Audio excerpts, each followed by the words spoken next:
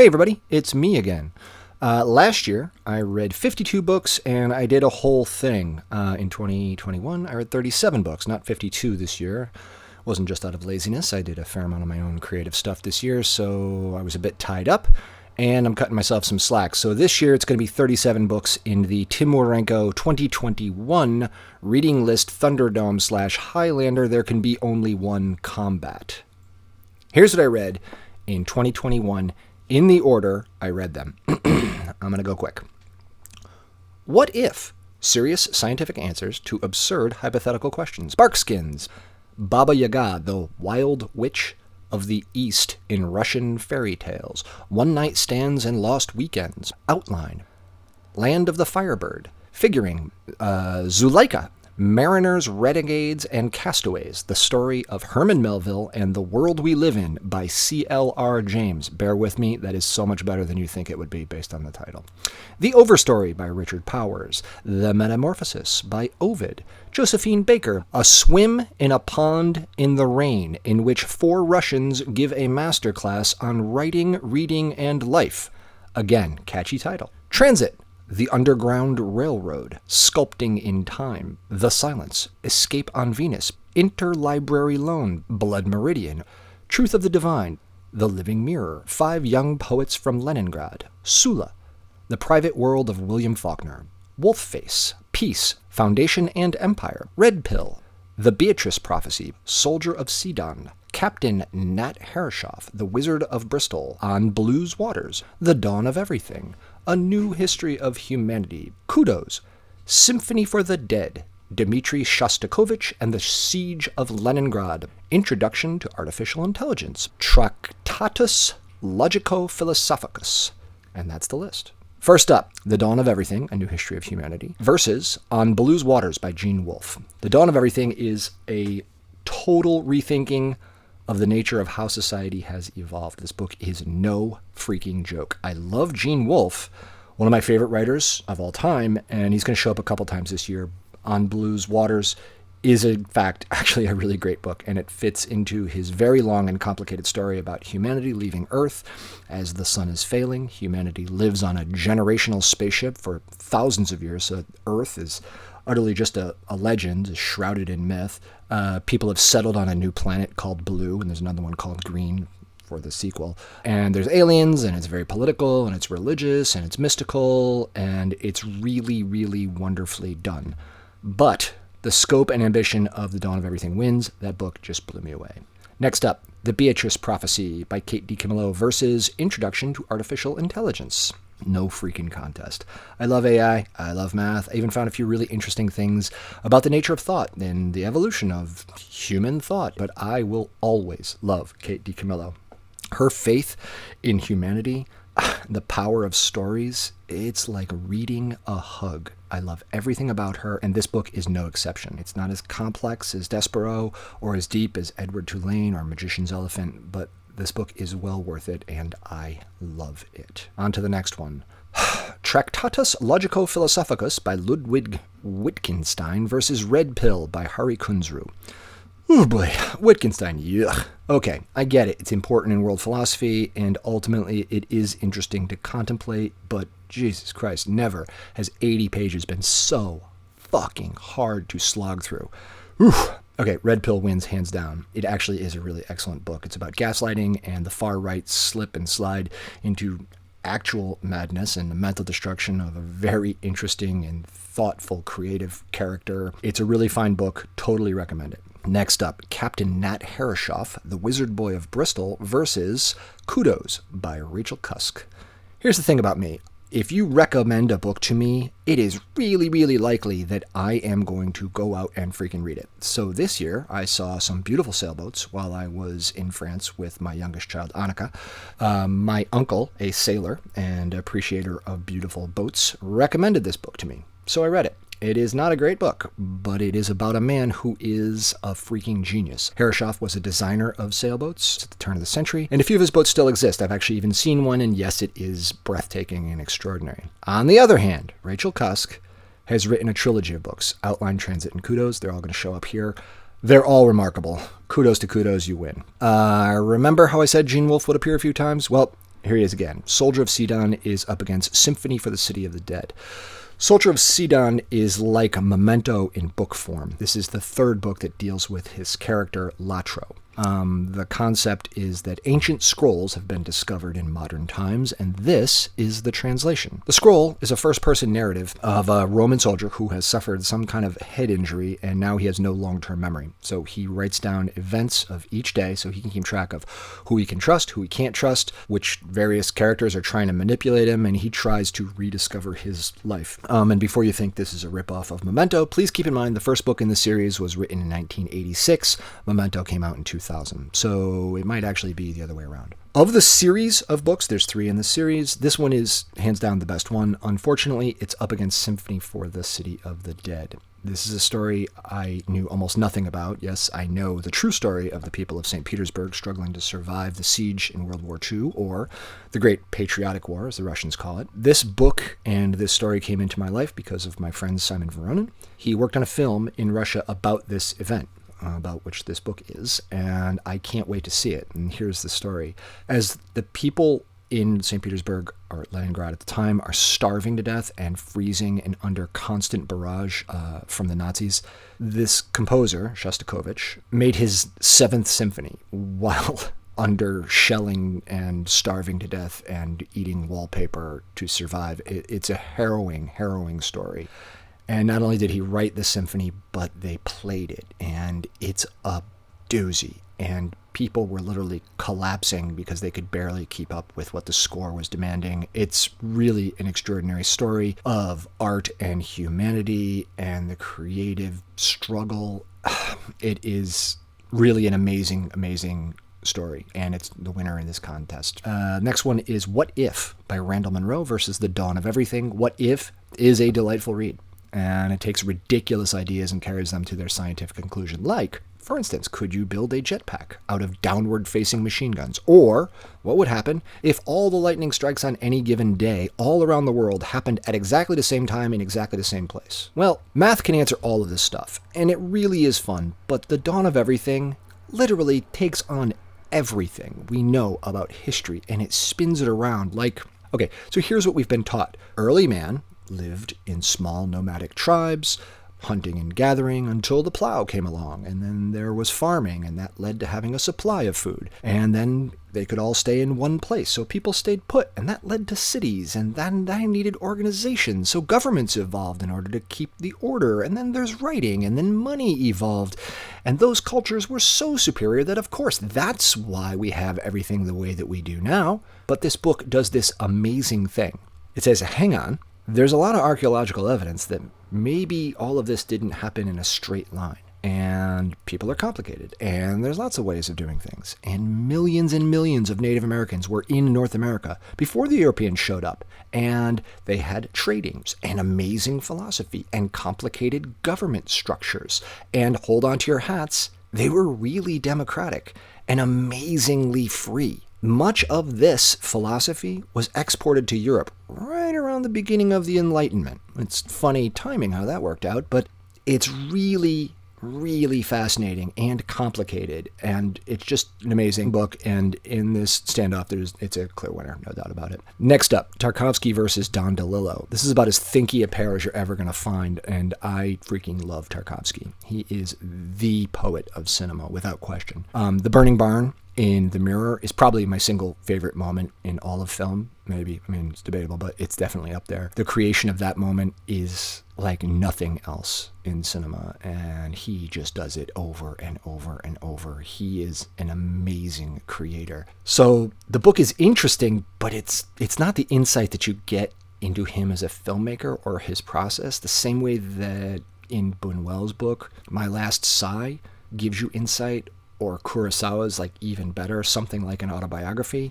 So yeah, it's worth a read, but I got to give this one to silence. It's contemplative and spare like DeLillo can frequently be, but this time it's all about how communication completely shuts down. There's like a solar flare or something that wipes out all of the ability for people to communicate, and everyone finds themselves deeply alone.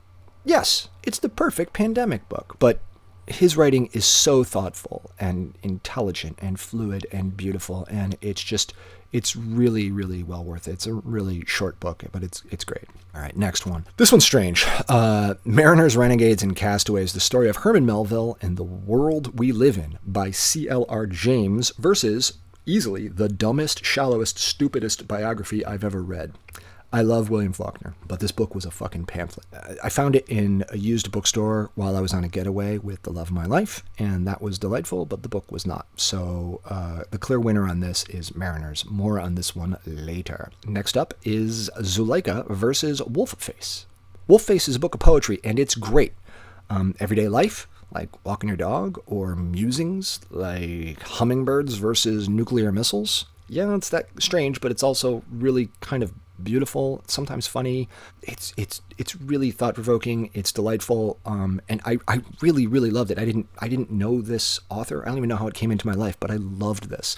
And this is a tough pairing because Zuleika is really amazing as well. It's another book from my friend from Russia. This book is about this amazing trek across Russia just after the revolution and the struggle of this one woman to survive in the face of unbelievable government control and oppression. She's able to fashion a life basically everywhere she goes, and it's pretty remarkable. So I'm going to give this one to Zuleika, but just by a hair. The next one's a really strange pairing. It's weird how these things shake out, but here we go. Lawrence Block versus Kate DiCamillo. The Lawrence Block book is actually a collection of old short stories that he wrote for pulp crime magazines way back early in his career. And just, it's fucked up. We live in such a culture where rape is just part of the entertainment, and it's fucking gross. And the stories are well written, and there's a lot of them, and most of them are not about rape at all. Most of them are just about crime and robbing banks and other unsavory characters. So it's not like this book is only about that, but given when these were published and how easily and casually rape is part of these, it just reflects a lot on the culture and the times in which they were published, like now, you know? On the other hand, Kate DiCamillo and her young story of this young girl who pairs up with an orphan thief and a monk to bring down a corrupt king through the power of stories, well, shit. There's your winner right there. Next up is a reread versus a new book. Blood Meridian is the reread, and the winner of the catchy title of the year is this one. A swim in a pond in the rain, in which 4 Russians give a masterclass on writing, reading, and life. And oh boy, do they. I wasn't exactly sure what to expect from this book, but holy fucking shnikes, I loved it. It's all the Russian masters that we think are all so boring. Well, it turns out they're actually just flat out great, and this book just breathes new life into their short stories, and it highlights, literally sometimes highlights, what genius is at work. It's about the world being created by the author, so by extension, how do you go through the act of observing a book if you're reading, and how do you observe your life as you're living? It's really a beautiful way to read and to think about life. I just felt better about the universe after reading this book. It's really great. Blood Meridian, on the other hand, is a really dark and serious odyssey through the Old West. And blood is in the title for a reason. I'd read this one a long time ago, but I picked it up this year and thumbed through it. I thought I'd take another look, and I am really glad that I did. It is just fucking brilliant, and it's brutal, but on this pairing, I gotta go with Swim in the Pond. Okay. Josephine Baker versus Truth of the Divine. Josephine Baker's story came to me, or this book did. I've known about her, but this book came to me because it was on the shelf behind my friend Gamal. And through the pandemic, we've been having Zoom drinks from time to time, and so I asked him what it was on the shelf behind him. He recommended it. It's a graphic novel, and like I said, if you recommend it, probably going to read it. So it's a graphic novel, and her story is, in fact, really freaking fascinating. But the telling of it felt a little bit like the greatest hits of her life, and it was just all too fast. I don't know. So my guess is that a non-graphic novel version of her life might be more up my alley. On the other hand, Truth of the Divine was so highly anticipated. It's the sequel to one of my absolute favorites from last year, Lindsey Ellis' second novel in the story of aliens coming to Earth. Again, a freaking amazing deep dive into alien culture and communications, and then how we communicate with them. How do we communicate with each other? Or what happens when we don't? what that all leads to, and with massive global implications. Dude, it's amazing. Lindsey, I love this book. Thank you. Next on the list is Red Pill versus Outline. Outline is the first book in the trilogy from Rachel Cusk. I'm not even sure how to describe these books. The first book of the trilogy is a first-person narrative of a woman who goes to Athens to teach a class in writing, but there's no plot. Instead, it's all characters, and it's beautiful, and it's just observations about how people talk to each other and how they reveal themselves, or they don't. And the books were recommended to me by a friend, Amber, and they are collectively and individually gorgeous. This is the first one I read of the trilogy, obviously, because it's first, and it's simply wonderful. I'm sorry, Red Pill, you're a great book, but the very strange, almost plotless novel with mostly unnamed characters and a narrator who reveals almost nothing about herself, yeah, that one wins. It's just fucking great. I loved it so much. It really is wonderful. Next, Barkskins versus Kudos. Kudos is the last of the 3 books in Miss Cusk's trilogy, and it's after the narrator has written her novel, and she's on a book tour. Barkskins, on the other hand, is a massive book about a group of characters and their descendants as they try to take over what appears to be an endless resource of trees in America. It's about trees, and it spans 400 years, and parts of it are freaking amazing, and parts of it are a slog. But it's ambitious as hell, and it's sprawling. It's a great book. But I think that the writing in Kudos will end up staying with me longer. What's a better book between those two? It's impossible, so I just have to go with my gut on this, and the winner is Kudos. Remember that used bookstore? Well, I also bought a book called Escape on Venus by Edgar Rice Burroughs, which is a hilariously pulpy book that is exactly like John Carter of Mars, except it takes place on Venus, because this is a jungle planet, but it's filled with hot chicks and lots of guys who run around with guns, and it's a bunch of pulpy shenanigans. It's pretty forgettable. Unlike The Underground Railroad by Colson Whitehead, this book is amazing. Kind of like everything that Mr. Whitehead writes, but you may know about the streaming series on Amazon, which I have to say I did not love. But man, this book is a fucking force of nature. Cora, the main character, goes from place to place where the focus is not really exactly on historical accuracy, but it's there. There's a lot of it. The accuracy and the focus is instead, it's on the emotional and psychological horrors and nightmares that she encounters and survives. Some are metaphorical, some are actual. It's really a remarkable book. This character is not just a placeholder that moves the story forward and allows us to experience the different parts of America on her journey north. It's not that. She's compelling and real and vibrant and alive, and it's just a freaking amazing book. There's no contest here. That is just a great book, Underground Railroad. And now this. Oh my God, this is terrible. Overstory versus Sula. And I have to fucking choose because of goddamned Thunderdome rules. Okay, start with Sula. Marlon James, who did not write this book, he is one of my favorite writers, and he has a podcast where he mentions this book and Toni Morrison often, every single episode. So guess what I did? Exactly, I read it. And boy, I'm glad I did. It is about 2 African-American friends in the 20s. One's named Nell, one is named Sula. And one leads a more conventional life, and one goes off to the city. And I know this maybe seems like Country Mouse, City Mouse, and it seems sort of simple, but Toni Morrison is just a absolute genius. Every detail is perfectly crafted. It is a window into a world a century ago, but it feels current and powerful and complete, and it's as real as any friendship ever could be. It's about acceptance, anger, striving, hope, fear, race. Jesus, everything's in this. It's remarkable, amazing book, and it is way, way, way unfair that it has to be stacked up against Overstory, which literally shook me to my core. I don't even know how to describe this book in a way that conveys how great it is. Saying this is a truly great book is like saying the Grand Canyon is a pretty hole in the ground. This is a book that is about nature with a capital N and our relationship to it. Trees and grass, biodiversity, and the whole thing is filled with rich and incredible characters. It's not Barkskins, but this one has eco-wars in the Pacific Northwest, and it's about the lives of redwoods and VR programming and game theory. I mean, this book is all over the place. It is freaking astonishing. It kills me that in round one, these two had to be paired up, but on this one, it's Overstory. It rocked me. So Overstory is the winner there. Next is another Gene Wolfe book, Peace. Probably my favorite of all his books, and I've read about 20 of them. It's a tough read, and this is my second time reading through it, so it's a reread. It is constantly challenging you to decide what is real and what's a delusion in the narrator's story, and the narrator is completely unreliable. This is like a desert island book for me. It's dark, complex, it's constantly revealing itself, but never too much, and it's tricky and more than just a little bit creepy. It really is something else, and you could spend your life trying to figure it out. It's pretty great. I love this book. Now, on the other hand, is a book that was recommended, again, by Gail Markrow.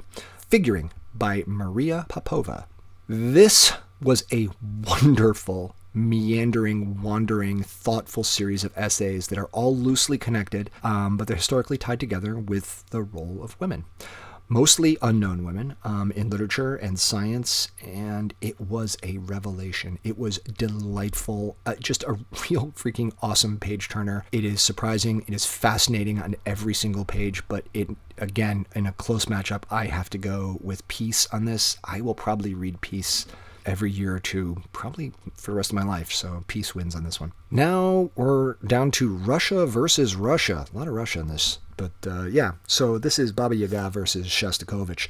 The Baba Yaga book was a gift to me from two of the most wonderful people in all of Russia. They are my friends and co-workers, Valya and Chris. I love them. I work with a number of animated projects from Russia, and Baba Yaga comes up often. So they got me this collection of stories, and it's completely fascinating how folklore evolves and reveals so much about the culture of its origin, as well as how we're all basically the same. So this isn't Hero with 1,000 Faces, it's kind of The Witch with 1,000 versions, and it was really, really interesting, but the Symphony story was just so visceral and so brutal and so real and immediate. I gotta go Symphony on this one. Transit is the second book in the trilogy from Rachel Cusk, and it's also amazing. The narrator's marriage at this point has fallen apart, and she moves to London, where she continues to observe and reveal and hide and depict and just be freaking brilliant and precise, and it's really remarkable. The other book here is Interlibrary Loan. This is the last book that Gene Wolfe wrote before he died in 2019. It was published at the end of 2020. It's been on my list for a while. Anyhow, it's the second novel that takes place in this world where people can be cloned, such as famous people, like authors, and then they can have their clones entered into a library. So they literally live in a box in a library, and you can go and you can check them out just like you would a book. Or if you have a mystery to solve, you go and you get a mystery writer like this guy, and he'll help you out. Anyhow, it's fun, it's interesting, but it's nothing like what's going on in Transit. So I love you, Gene, but Transit wins here. No questions asked. Ovid's Metamorphosis versus The Living Mirror. Poetry, poetry, poetry. Ovid takes like all the myths, like all of them, and he weaves them together with a common theme of change. And there's a lot to like. It's a classic, so it has the feel of a book you kind of should have read in life, and I never had, so I did. I'm glad I did, but man, if you thought rape culture was big in pulp fiction in the 40s and 50s, well, mythology really set the bar. Yikes. On the other hand, Suzanne Massie collected the biographies of 5 different poets and selected many of their works. These are all Russian poets who lived in St. Petersburg back when it was still called Leningrad. One of them is actually Joseph Brodsky, who went on to be very famous. It's a lovely book. This was another book from the Weekend Getaway, and it's from that used bookstore. And the winner here is Living Mirror. I really loved it. Suzanne Massie is back again with another book that she wrote, and it's more like a historical travelogue of Russia. It's called The Land of the Firebird, The Beauty of Old Russia, and it really is beautiful, and it really is eye-opening, and you kind of need to be a real nerd like me to get anything out of it, so this matchup is going to go to Foundation and Empire by Isaac Asimov. I'd read it in college. I loved it then. I loved it again. It's super heady. It's a really old-fashioned sci-fi epic. The TV series kind of falls apart because the books were constructed out of novellas and short stories that were all like really, really tight standalone pieces when they were first conceived and published. So each part of the book holds together really tightly, but the TV series just kind of cuts back and forth, so you never really live in any one story for very long. So you don't. It's not great. I didn't love it, but the book totally wins this matchup. And with that, round 1 is done. All right. Things are going to start moving along now. Here we go. Buckle up. Dawn of Everything versus Silence. Don DeLillo, I love you. And I think Underworld might be one of the greatest things I've ever read in my entire life. But this ain't that book. And unfortunately, you're up against Dawn of Everything. So guess what? That one wins. It's just too fucking amazing. Next. So imagine you're someone with a really passionate political opinion. It's not a particularly popular one, but you believe in it, and you've done your homework, you've read all the books, and there's reasons why, and it seems completely reasonable to you, so you join the cause. There's no QAnon bullshit at work here. It's the real deal. It's a real political position, and the government just doesn't like it. So they put you in jail while they decide whether or not you should get kicked out of the country. Well, if you're a regular person, you might write a bunch of articles for magazines and pamphlets or whatever about government overreach or how the unfair practices of a government supposedly based on freedom and but you might do that. Or you might write Mariners, Renegades, and Castaways, the story of Herman Melville and the world we live in. It was a really strange book. It's a long essay about Moby Dick, written by a guy named C.L.R. James, who's a communist. Was not so popular in the 50s, or his view wasn't so popular in the 50s, I guess. And he was in jail waiting to find out if he was going to get deported. And while he was there, he wrote this book. And it's really, really great. It's a beautiful, beautiful meditation on this really amazing book. And it inspired me to read Moby Dick again. So next year, look for that old chestnut about this time. Anyhow, this one stayed with me a lot more than Zuleika did. So guess what? The communist moves forward in this round. Damn it. Beatrice versus Russians. Damn you! Okay. This one goes to George Saunders' book because of his ability to refresh and illuminate the text of these great writers in a way that feels vibrant and fresh and fun and current. And yes, I said fun as it relates to Tolstoy, Chekhov, and Gogol. So by that in and of itself, that's an achievement. Sorry, Kate, I will always love you, and I will always love everything you've ever written, but this round goes to George Saunders. Next is Truth of the Divine versus Outline. Jesus, okay. I got to go with Lindsey on this one. Her writing is a freaking juggernaut of pacing. It is so thoughtful. And just when you think the stakes can't get any higher, she shows you how wrong you were. I love her work. The first book and this second book is a really worthy sequel. Really, really great stuff. I love this book. It wins. Next, Kudos versus the Underground Railroad. This is unfair because both are freaking amazing, and both are doing things in their books that are really unexpected and super hard. Okay, Kudos, as the other books in the series, have this thing where there's what's inside the quotes, what's written, and that's what clearly is said, but then there's these long passages where the author sort of quotes the speaker, but it's not inside the quotes, so there's this feeling sort of that maybe the character didn't say this. But then again, it's fiction, so none of it was ever said. But then does that make it any less meaningful? No. Does it make it any less real? No. And in a strange way, Underground Railroad is kind of doing a similar thing, because in that book, the Underground Railroad is an underground railroad, which wasn't really a thing in reality. But does that make this any less meaningful? That there was a system of moving human beings secretly underground because if they were seen, they'd be murdered? Just fucking think of that. It's too much to bear. And so, yeah, Colson Whitehead, you win this one, but man, this is getting hard. Okay. Overstory versus Peace. This one's not as hard. I love Peace. I love Gene Wolfe. I'll probably read Peace again and again. And Overstory, though, man, that book just changed my thinking about writing and the universe and my place in it. Character depictions and the way that trees grow and leaves and when I walk on the grass and how I never want to see a lawn get mowed again. This book changed me. It really was profound. I can't say enough about how really special it was. Symphony versus Transit. I got to go with Transit on this one. I talked a lot about Miss Cusk's writing and her attention to detail, but the thing that I mentioned earlier, how a simple tool like punctuation can be used to get a reader to question what is real and what's not, and then question what a writer's role or duty is. It's really amazing that that's going on, and it's subtle and beautiful. I just loved these books, so thank you, Amber, for the recommendation. Mirror versus Foundation, both are great, but I had more fun with Foundation, so I'm going to go with that one on this pairing. Whew. Okay, shit's getting real, people. We're getting close. Everything versus an essay on Moby Dick. If it were actually Moby Dick, this might be a tougher matchup, but The Dawn of Everything was just fucking mind-blowing, so that one wins hands down. Next is George Saunders versus Lindsey Ellis.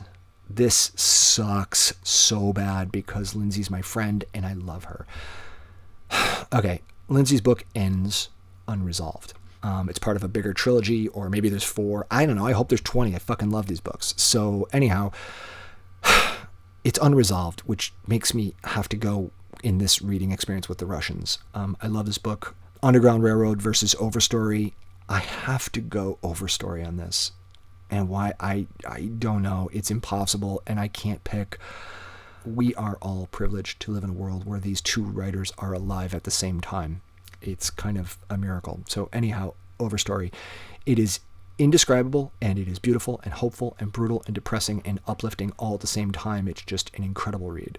Transit versus Foundation. Not really a contest here. Transit, not a problem. Foundation relies so much on this godlike character. Asimov replaces this comfort of a quote-unquote god with a character named Harry Seldon, who's just figured it all out. He knows everything that's going to happen, so free will kind of doesn't really exist. But it does for individuals. It just doesn't for big groups of people. So everything is knowable.